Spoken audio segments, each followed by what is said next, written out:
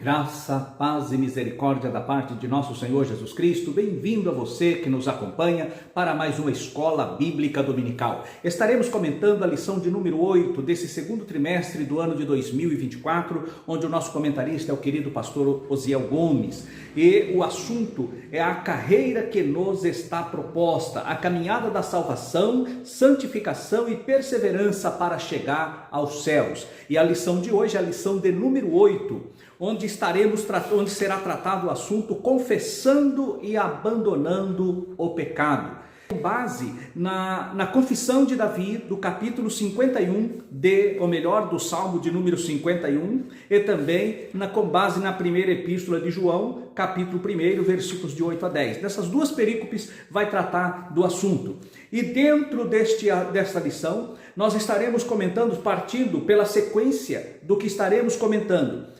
O pecado, o que é o pecado, o que é o arrepender-se, o que é confessar, a graça de Deus, onde entra e manifesta a graça de Deus, a misericórdia, o que é a misericórdia, o que é a cura no sentido espiritual e também a restauração.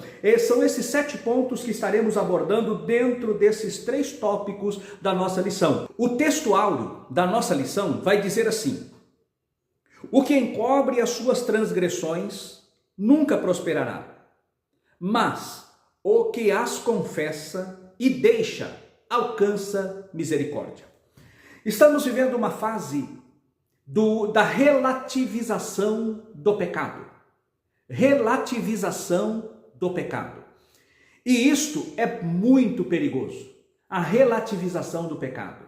Nós já falamos que as pessoas estão confundindo e transformando doutrina bíblica em teoria cristã, em teoria evangélica, em teoria bíblica. Bíblia não traz teoria. Bíblia traz princípios doutrinários, traz doutrinas que vai determinar o nosso futuro espiritual, crendo ou não, aceitando ou não. A Bíblia é a palavra de Deus. E agora, dentro desse ponto, nós vamos ver primeiramente, o texto áureo ele vai dizer: o que encobre as suas transgressões nunca prospera. Aí entra naquela questão, mas o que é o pecado? A definição de pecado da palavra hebraica, hatá, e da grega armátia, é o mesmo que errar o alvo, falhar no dever.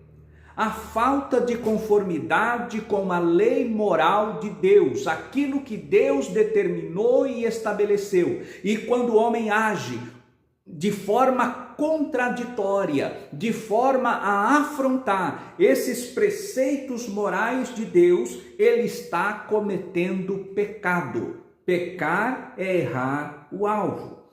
Agora, nós temos uma definição de pecado na Bíblia que vai dizer o seguinte: pecado é a transgressão deliberada e consciente das leis estabelecidas por Deus.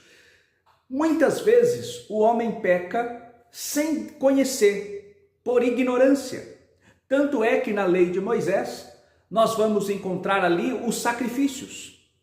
Nós vamos encontrar os sacrifícios, inclusive um deles é para os pecados de ignorância. Quando a pessoa peca ignorantemente, por ignorar, por não saber, por não conhecer. Porém, o que nós podemos determinar, aqui o nosso comentarista, ele vai trazer a expressão da confissão de pecado no ponto primeiro. Mas antes de falar da confissão, nós temos que entender o que é o pecado. O que é o pecado? O pecar é o mesmo que errar o alvo, uma ação contraditória à lei moral de Deus. Isto é pecado. E esses pecados podem ser cometidos deliberadamente, propositalmente, intencionalmente ou ainda por desconhecer os princípios legais, os princípios divinos. Porém, o homem só vai conhecer os princípios divinos se ele abrir o seu coração e reconhecer a sua situação de pecado na qual ele nasceu. Porque quando o homem peca, nós vamos encontrar que a Bíblia vai dizer em Romanos 3:23 que o pecado passou a todos os homens. Por isso que todos pecaram e destituídos estão da glória de Deus. Então o pecado, ele destituiu o homem da glória de Deus, da presença de Deus. O homem perdeu a presença de Deus por conta do pecado. O pecado passou a todos os homens. Então todos estão na situação de pecado. Jesus veio para mudar esta situação. Jesus, ele se manifestou em carne. Ele se manifestou em carne, como vemos lá João no Evangelho. Ele vai dizer o seguinte: no princípio era o verbo estava com Deus, o verbo era Deus. Todas as coisas foram feitas por ele, sem ele nada do que foi feito se fez. Então vemos aqui o verbo encarnado, Deus, ele toma a forma, o Deus Filho toma a forma humana, como Paulo retrata aos Filipenses lá no capítulo 2, que ele foi obediente, achado na forma de homem, olha só, sendo na forma de Deus, não teve por usurpação ser igual a Deus. Achado na forma de homem, ele humilhou-se a si mesmo, assumindo a forma de servo, sendo obediente até a morte e morte de cruz. Porém, Deus o exaltou soberanamente e lhe deu um nome que está acima de todos os nomes, para que ao nome de Jesus se dobre todo joelho, toda língua confesse, todo joelho se dobre na terra, nos céus, na terra e até debaixo da terra. A exaltação, o Filho desce, o Filho se humilha a si mesmo e o Pai o exalta, o Filho outra vez na posição de que ele sempre esteve. E nós vamos ver esse detalhe lá no Apocalipse, no capítulo 5, quando João é levado aos céus, e ali ele vai ver que tinha um livro, que ninguém poderia abrir o livro nem olhar para ele. Mas aí João chorava e alguém diz: não chores, porque eis o Cordeiro, o leão da tribo de Judá, o leão e o cordeiro. Ele era leão, mas era cordeiro. E ali nós vamos ver que ele abre o livro e desata os selos. Esse é já um outro assunto, porém, para entendermos o que Deus fez através do Senhor Jesus Cristo para salvar o homem. Então, o pecado, ele é uma realidade que separa o homem de Deus. O pecado separa o homem de Deus. Há uma lacuna entre o homem e Deus, que se chama pecado. Em Isaías, nós vamos ver que o Senhor, no capítulo 59, no versículo 1, eis que a mão do Senhor não está encolhida para que não possa salvar, nem agravado o seu ouvido que não possa ouvir. Mas as vossas iniquidades, os vossos pecados fazem separação entre vós e o vosso Deus, e os vossos pecados encobrem o seu rosto de vós, para que vos não ouça. Então o pecado, ele separa o homem de Deus, ele é um grande obstáculo, é o maior obstáculo que há entre o homem e Deus, se chama pecado. Então esta realidade do pecado, nós precisamos entendê-la. Agora, dentro desse período de relativização, as pessoas estão dizendo, uma vez salvo, a pessoa está livre da condenação do pecado. Claro, estamos salvos em Cristo Jesus, mas não é porque somos salvos que não pecamos e não estamos sujeitos a pecar. Porque na perícope seguinte, aqui da nossa lição, vai dizer: se dissermos que não temos pecado, enganamo-nos a nós mesmos, e não há verdade em nós.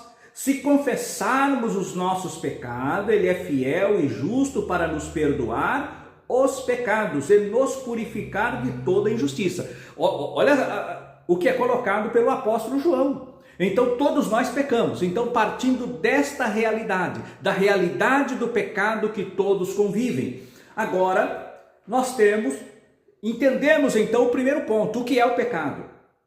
Reconhecer o pecado, aí nós vamos entender para o segundo ponto, que é o arrependimento. Quando o homem peca e reconhece que errou, reconhece que pecou, então isso chama-se arrependimento. Arrepender-se é o sentir tristeza, sentir vergonha, sentir desejo de nunca ter dito ou praticado determinado ato, determinada obra. Isso é arrepender-se. É arrependimento, sentimento de tristeza profunda por ter afrontado a Deus, por ter entristecido a Deus. Isto é arrependimento. Então, quando nós falamos em arrependimento, aí nós vamos sim aqui para a nossa lição, o tópico primeiro, ele vai dizer confissão de pecado. Porque primeiro nós temos que reconhecer que pecamos. Segundo ponto, arrepender do pecado cometido. E em terceiro ponto, confessar. Aí nós vamos entrar na questão da confissão. Aí muitos vão dizer, não é preciso confessar pecado. Não é preciso. Existem alguns pecados que verdadeiramente não há necessidade de confessar a ninguém. Há pecados que nós cometemos na nossa mente, que cometemos nos pensamentos, em algumas atitudes, em alguns gestos, em algumas palavras, que basta-nos reconhecer o erro, descer aos pés da cruz de Cristo e ali pedir perdão a Deus.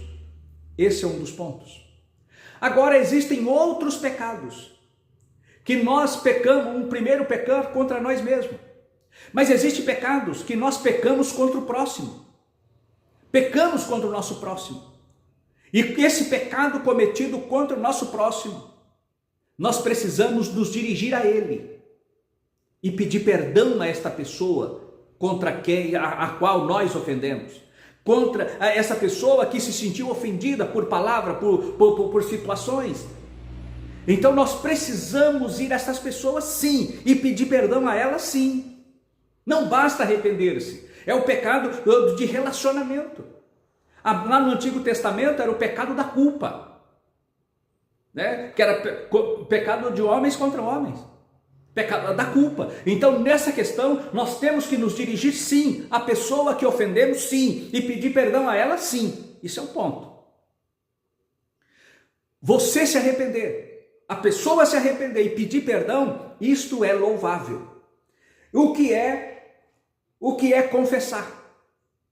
Confessar é o mesmo que lançar fora, tirar de dentro para fora, é lançar para fora, isso é confessar.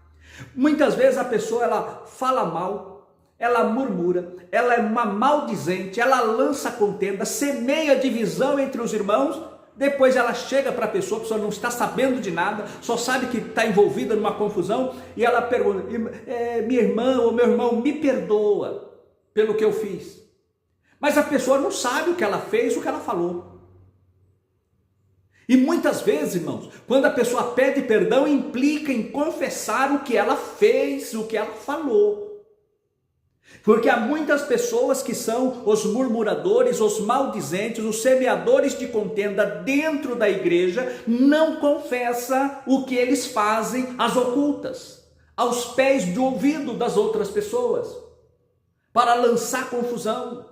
Ele interpreta uma situação má, ele interpretou errado e ele passa como se verdade fosse, como fosse uma verdade absoluta. Depois ele vê que aquilo que ele passou como verdade absoluta não era verdadeiro, era confusão de si próprio. Mas ele não vai na pessoa prejudicada e dizer a ela o que ele falou como se fosse verdade. Ele não vai. E é aí que a pessoa ela vai continuar com o problema do pecado dentro dela, como nós vamos mais adiante. Então confessar é aceitar, lançar fora, lançar fora. O ensino bíblico geral da confissão de pecado traz a ideia de reconhecê-lo e fazer a sua confissão, pois o perdão depende desse ato. O perdão depende do ato de confessar. O perdão depende do ato de lançar fora aquilo que está dentro. Tem que ser lançado para fora.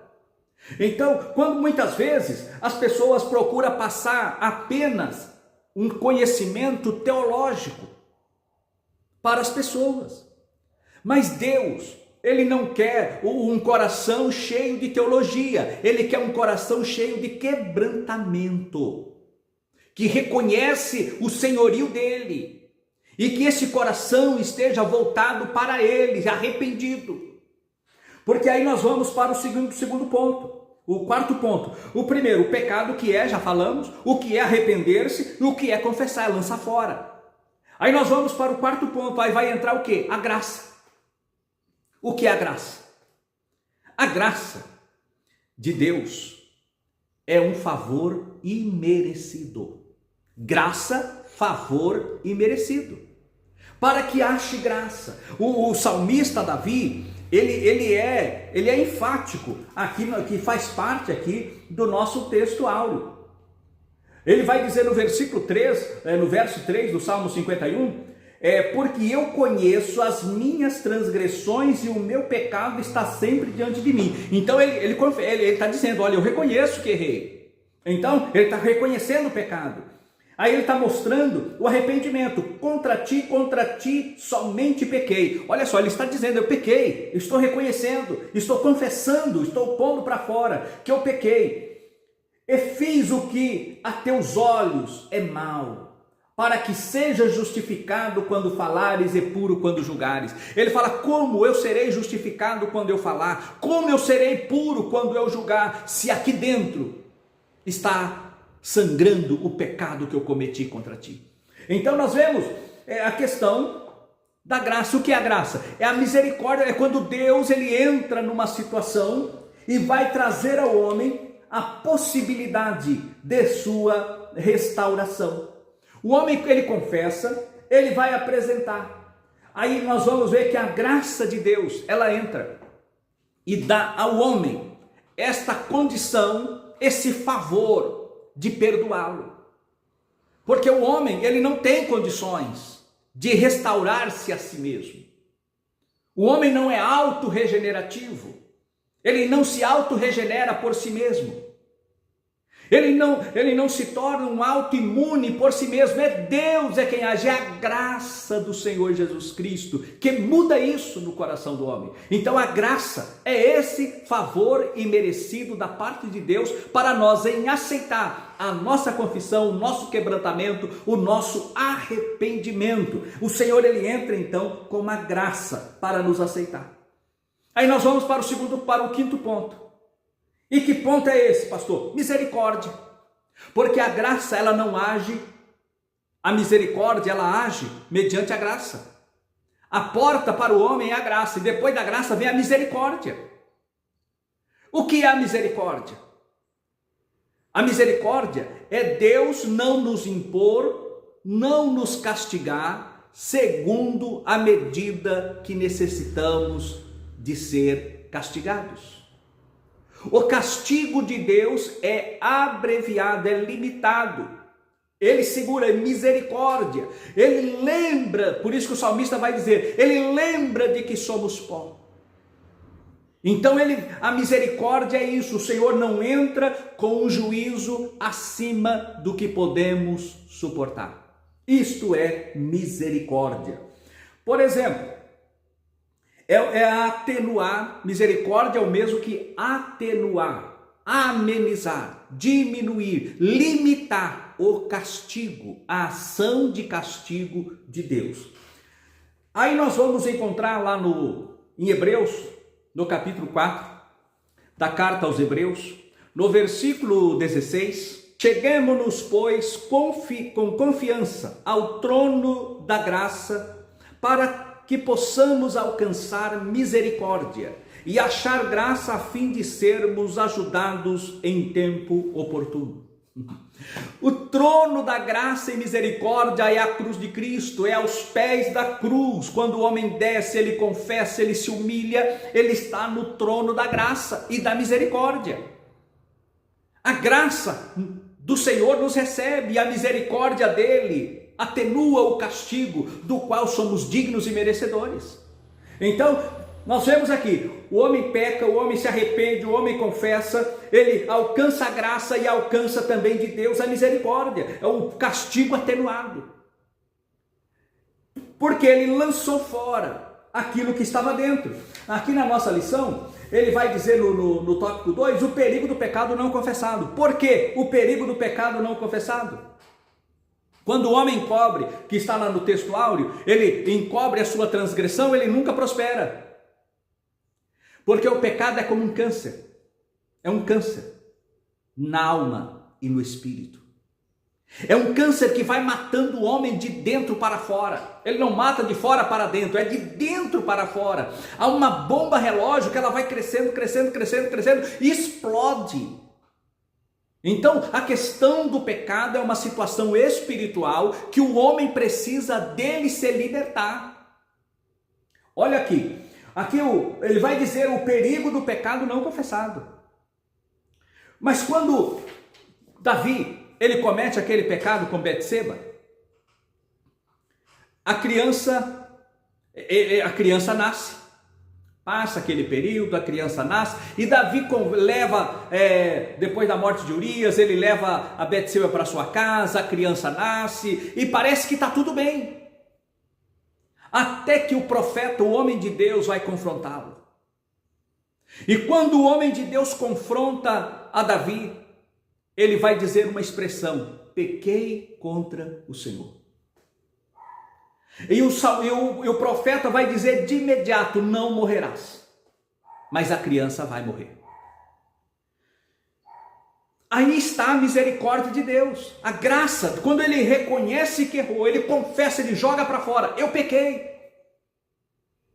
Eu pequei contra o Senhor. E aqui no Salmo 51, ele vai apontar, ele vai dizer assim, verso 4, contra ti somente pequei. Então ele vai dizer a Deus, ele confessa que pecou. Então ele está jogando para fora, está arrancando aquele câncer para fora.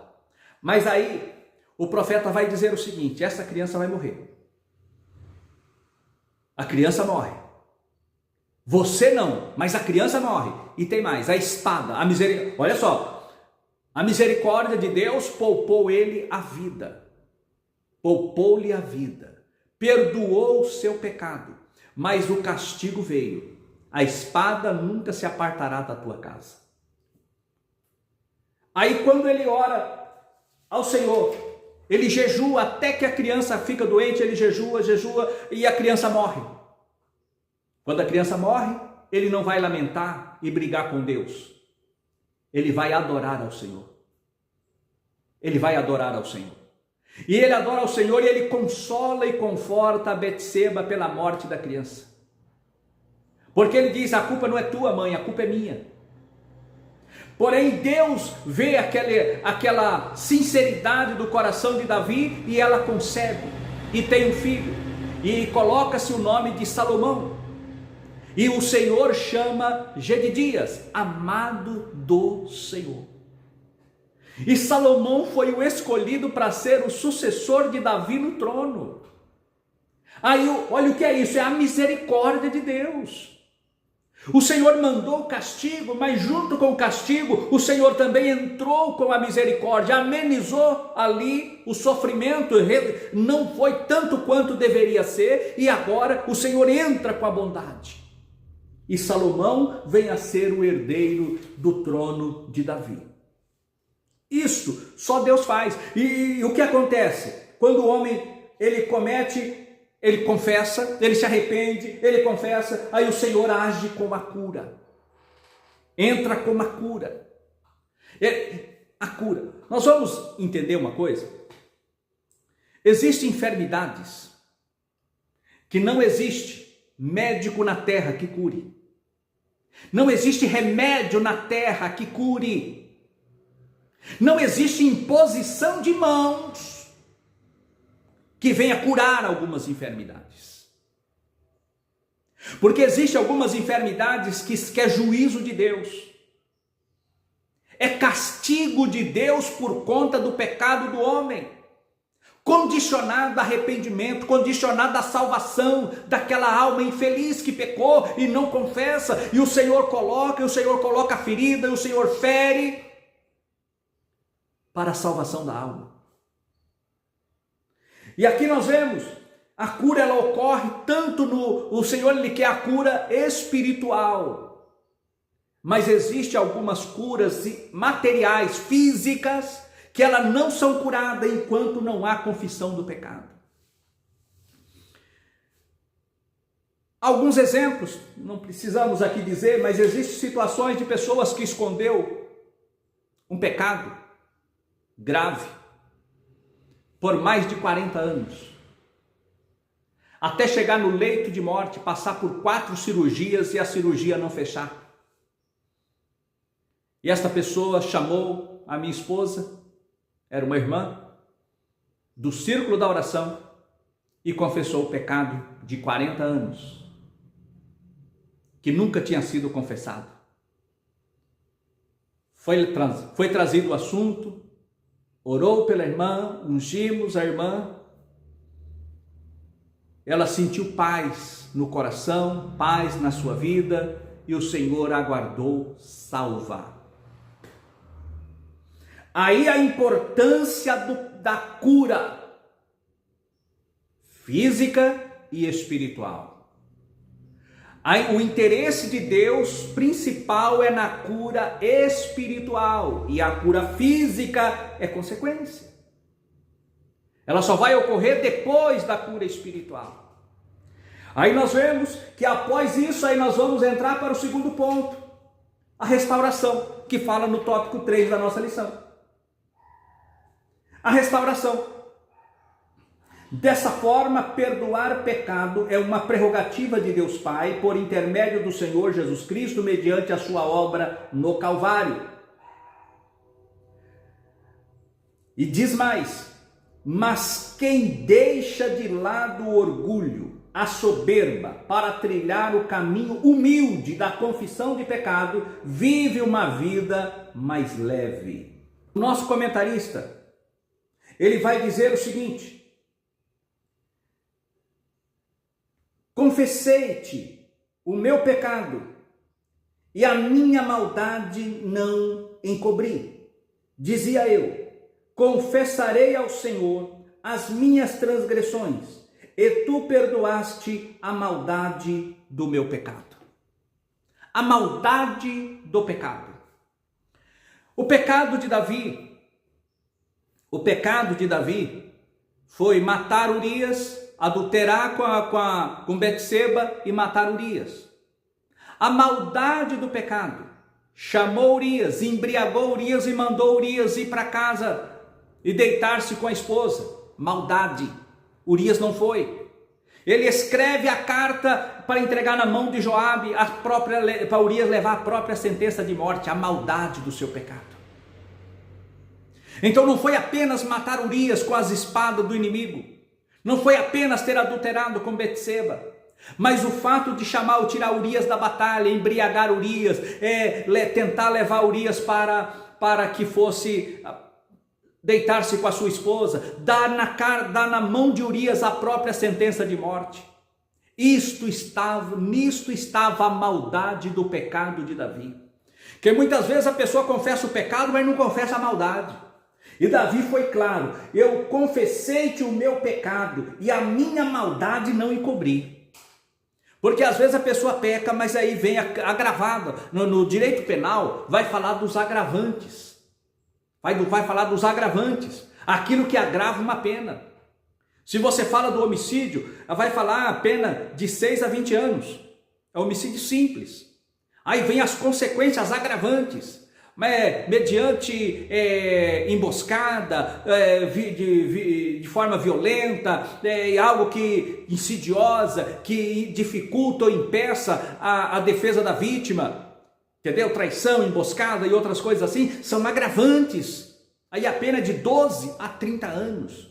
A pena mínima já não é 6, é 12. E a máxima não é 20, já é 30. Então, isso nós devemos entender. Foi o caso de Davi aqui.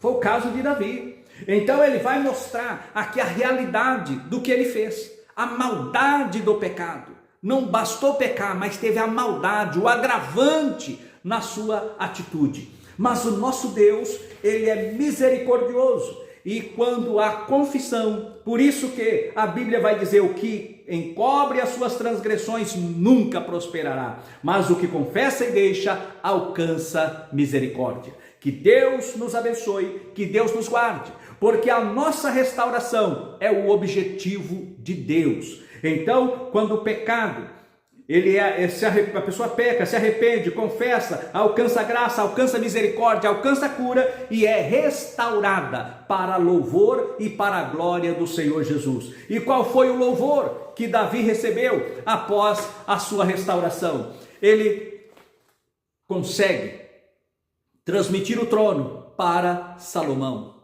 Ele dá a planta do templo. Ele traz a arca de volta para Jerusalém, ele dá a planta do templo para Salomão, ele prepara ali todo o material do templo, ele prepara a maquete do templo. Então o nome de Davi foi glorificado, ele preparou coral, ele preparou músicos, ele inventou instrumento de música, preparou ali uma orquestra, ele preparou ali um coral, um grande coral, para louvar e adorar o nome do Senhor.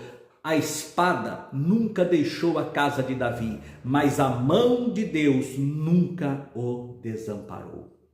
Amém.